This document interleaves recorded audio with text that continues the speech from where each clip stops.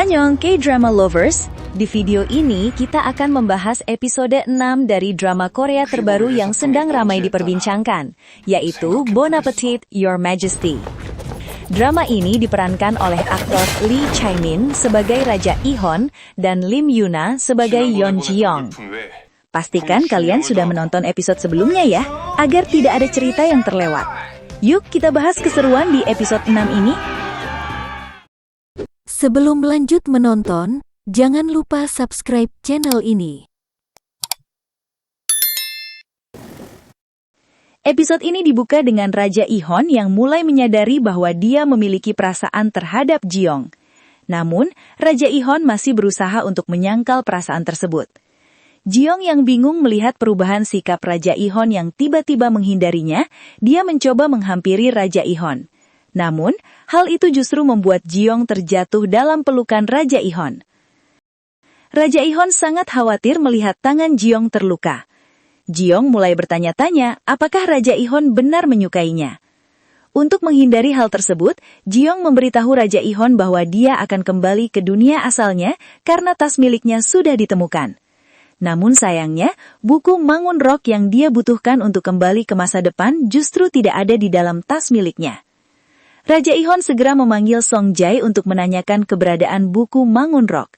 Namun Song Jae juga tidak mengetahui buku tersebut.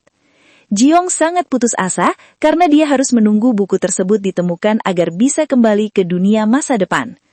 Sementara itu, Raja Ihon merasa gelisah. Apakah jika buku Mangun Rock ditemukan, Ji-young benar-benar akan kembali ke dunia yang tidak ia ketahui asalnya? Mereka tak mengetahui bahwa buku Mangun Rock yang dibawa Ji-young dari masa depan merupakan buku sejarah catatan milik Raja Ihon, dan saat ini buku tersebut telah musnah karena kembali ke tempat asalnya.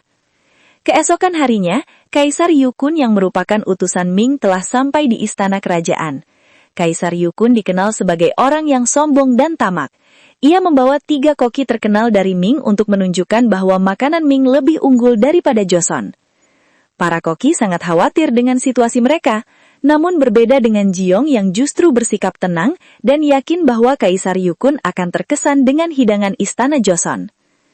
Sebagai utusan kerajaan Ming, Kaisar Yukun menyampaikan surat dari Kaisar Agung yang rupanya meminta penambahan upeti berupa 50 wanita penghibur dari Joseon. Dengan tegas, Raja Ihon menolak sebab kerjasama mereka tidak sebanding dengan upeti yang mereka inginkan. Tak lama kemudian, Ji-young datang membawakan hidangan pembuka berupa makaron. Semua bertanya-tanya dengan hidangan tersebut.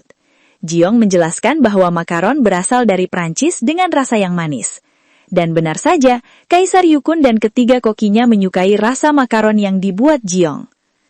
Tak mau kalah dengan koki Joseon, Kaisar Yukun meminta Raja Ihon agar membuat kompetisi kepada koki mereka untuk menentukan upeti yang akan dia dapatkan. Merasa diremehkan oleh Kaisar Yukun, Raja Ihon akhirnya menyetujui kompetisi tersebut. Ji-young hanya bisa pasrah atas keputusan Raja Ihon yang membuat kompetisi tanpa persetujuannya. Kabar mengenai kompetisi ini tersebar hingga ke telinga Ibu Suri Agung. Ia menyayangkan keputusan Raja Ihon yang mempertaruhkan martabat kerajaan Joseon pada kompetisi ini. Ibu Suri Agung tak tinggal diam. Dia berencana mengirim surat kepada Kaisar Agung Ming untuk mencegah agar Joseon tidak mengalami kerugian yang besar hanya karena mengandalkan keahlian Ji-young. Sementara itu, selir Kang Mok-ju mendatangi Pangeran Jaesan. Mereka berencana untuk membuat Ji-young kalah dalam kompetisi ini. Bahkan, Pangeran Jaesan memerintah anak buahnya untuk menemui Kaisar Yukun dan menjamin bahwa koki Ming akan menang dalam kompetisi ini. Mereka sepakat bekerja sama untuk melengsarkan Raja Ihon dengan mengajukan upeti 2 kali lipat dari sebelumnya, bahkan hak memanen ginseng di Joseon sepenuhnya. Rupanya Raja Ihon meminta Gong Gil untuk mengawasi Kaisar Yukun. Di luar dugaannya, penasihat kerajaan justru telah menemui Kaisar Yukun tanpa sepengetahuannya. Raja Ihon meminta Gong Gil mencari tahu maksud dari pertemuan mereka. Selain itu, selir Kang Mok-ju juga memberi perintah kepada Koki Meng untuk membuat hidangan yang buruk agar Ji-young kalah dalam kompetisi tersebut. Dia mengancam akan membuat keluarga Koki Meng kesulitan jika ia tidak mengikuti perintahnya. Sementara itu, Ji-young dan koki lainnya sedang mempersiapkan cabai sebagai bahan utama yang akan digunakan pada kompetisi. Jiong meminta izin kepada Raja Ihon untuk pergi ke penggilingan di pasar untuk membuat cabai bubuk. Alih-alih mengizinkannya pergi, Raja Ihon justru ikut pergi bersama Jiong. Mereka menyamar sebagai rakyat biasa agar tidak dikenali sebagai Raja Joseon. Melihat Jiong memakai pakaian pilihannya, Raja Ihon terpesona dengan kecantikan Jiong yang selama ini hanya memakai seragam koki istana. Untuk pertama kalinya, Jiong keluar dari istana kerajaan. Ia sangat menikmati suasana zaman dinasti Joseon dan menyukai barang-barang yang dijual di pasar tersebut. Sesampainya di tempat penggilingan, Raja Ihon meminta Jiong untuk menunggunya. Rupanya, Raja Ihon membeli semua barang yang disukai Jiong. Saat kembali ke tempat penggilingan, Jiong tak berada di tempat. Raja Ihon khawatir dan meminta pengawal untuk mencari Jiong di sekitar pasar. Tak lama kemudian, Jiong muncul di hadapannya. Lagi dan lagi, Raja Ihon terpanah dengan kecantikan Jiong, dia tak bisa menutupi perasaannya kepada Jiong. Rupanya, Jiong membeli bunga iris untuk Raja Ihon yang bermanfaat untuk menenangkan pikirannya. Namun sayangnya, bunga tersebut tak sengaja terjatuh. Raja Ihon meminta Jiong untuk tidak mengambil bunga yang sudah kotor tersebut. Namun Jiong berusaha membersihkannya demi Raja Ihon. Melihat ketulusan Jiong, Raja Ihon pun akhirnya ikut membantu mengambil bunga tersebut. Pengawal yang melihat hal tersebut bergegas membantu Raja Ihon. Namun Raja Ihon mencegahnya hanya untuk menjaga perasaan Jiong.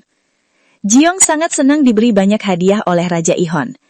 Begitu juga dengan Raja Ihon yang semakin yakin bahwa dia menyukai Jiong. Saat kembali ke dapur istana, Jiong bertemu dengan Fixiu yang merupakan koki dari Ming. Rupanya ia telah menunjukkan keahliannya dalam memasak dan mengalahkan semua koki dapur istana. Bahkan dia menilai para koki Joseon sangat payah dalam mengolah makanan. Mendengar hal itu, Jiong sangat kesal. Jiong meminta para koki istana untuk tidak menyerah dan harus bersiap mengalahkan koki Ming pada kompetisi nanti. Sementara itu, Fixiu memberitahu Kaisar Yukun bahwa koki Jiong telah menyiapkan bumbu baru yang akan digunakan dalam hidangannya nanti. Meskipun mereka sudah mengetahui keahlian Jiong, mereka tetap yakin bisa mengalahkan Raja Ihon beserta para koki istana dalam kompetisi tersebut. Episode 5 ditutup dengan pertemuan Raja Ihon dan Kaisar Yukun untuk menentukan beberapa jenis hidangan. Masing-masing memilih 3 menu untuk 3 kali pertandingan. Sayangnya, dalam ketiga menu tersebut, koki Ming sangat diuntungkan karena menu yang terpilih merupakan menu yang terkenal di kerajaan Ming. Kaisar Yukun semakin yakin akan memenangkan kompetisi ini dengan menaikkan taruhannya berupa 100 wanita persembahan dan hak memanen ginseng di Joseon sepenuhnya. Mengetahui niat licik Kaisar Yukun, Raja Ihon juga melakukan hal yang sama, yaitu meminta hak panen tebu dan tepung tanpa batas dari kerajaan Ming. Dengan kesombongannya, Kaisar Yukun menyetujui taruhan tersebut. Apakah Jiong beserta koki lainnya akan berhasil memenangkan kompetisi, atau justru kalah dan membuat Raja Ihon dilengsarkan dari tahta kerajaan? Yuk kita bahas episode selanjutnya di channel K-Drama Entertainment. Bye-bye!